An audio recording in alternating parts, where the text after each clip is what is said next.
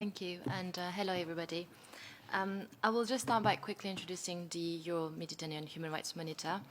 We're a youth-led independent non-profit organization established in 2011 here in Geneva, but we also have offices in the Palestinian occupied territories and in Libya. Euromed mission is to promote human rights across Europe and the MENA region. Through projects and reports, we seek to empower people left vulnerable by armed conflicts, poverty, rights violations, and violence. We seek to put forward recommendations for the better management of humanitarian crises, such as the immigration and refugee situation in Europe. So migrants and refugees' rights are at the heart of our work, and since our establishment, we've been able to monitor the impact of European policies on the ongoing crisis. Today, I will talk about the violations of refugees and migrants from the MENA region experience in Europe. I won't be able to cover all of them in the time given today. But in a nutshell, we believe that European countries have failed to provide protection to the refugees and migrants and do not respect humanitarian rights. As an example, thousands of refugees have been placed in camps and detention facilities, especially in Greece and in Italy. Many of these places are not equipped for the most basic needs. They lack health facilities and sleeping quarters. The Euromed published a report monitoring the conditions in the refugee camps and looked particularly into the Moria refugee camp on the Greek island of Lesbos. So in that camp, there are 7,000 refugees, and it was built to accommodate a much smaller number. A majority are from war-torn Syria, and a quarter of the facility's populations are children.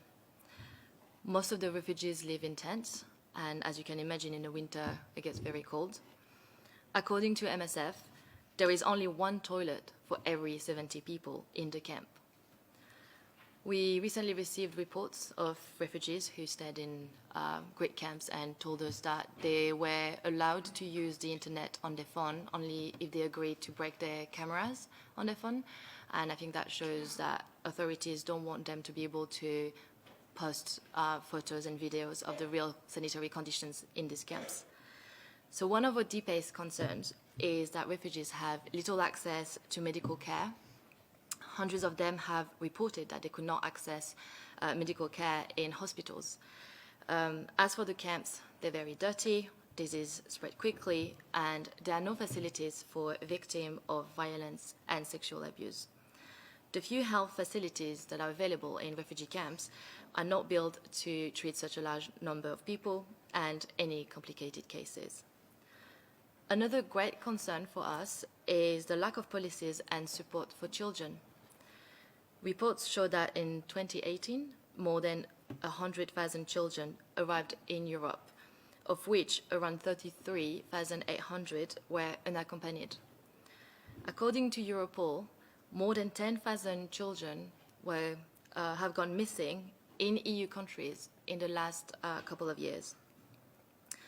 Unaccompanied children are vulnerable to physical and sexual violence, exploitation by human traffickers, and slavery.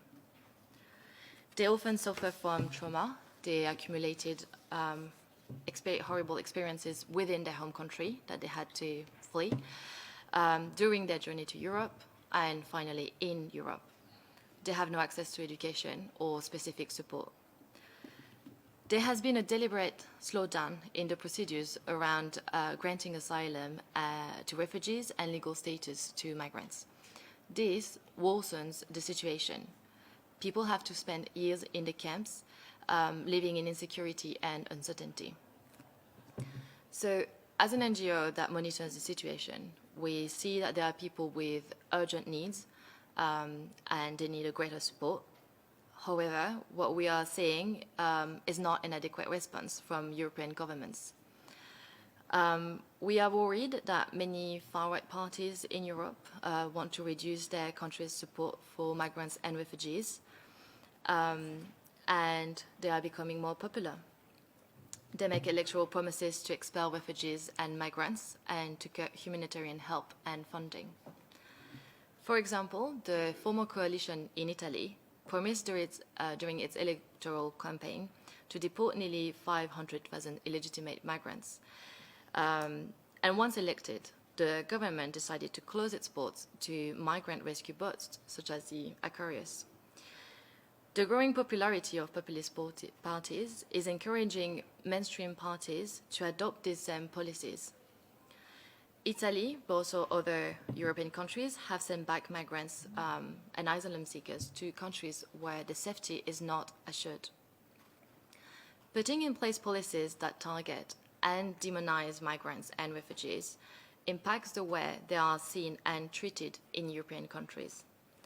As a consequence, they face racism and sometimes physical attacks.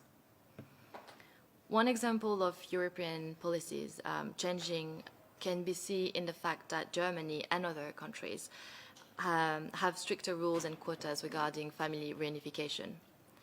Since 2016, the German coalition has been trying to limit family reunification as much as possible. This year, between January and May, the federal office in Germany rejected 472 of the 626 reunification applications that were made by refugees who wanted to bring over relatives stranded in Greece. The reunification process can take between 10 months and 2 years. So this means children will potentially not see one of their parents for that length of time, and people will be spending that period of time in the camps and the conditions that I described earlier. We're worried about the long-lasting effects of the way this crisis is being managed. On one hand, there will be permanent effects on the refugees and migrants' mental and physical health due to the poor living conditions, and on the other hand, the lack of integration and the tensions around the political agenda are creating divisions in Europe and in society. So we recommend European countries and the United Nations to take responsibility and provide access to health and education and to speed up the process of reuniting families. European countries must make it easier for refugees to acquire the necessary papers to allow them to integrate into their host societies. This will enable them to exercise their rights under international law, such as the right to work in a suitable environment, but also, and most importantly, to ensure they have the same rights as the citizens in their host countries. Thank you.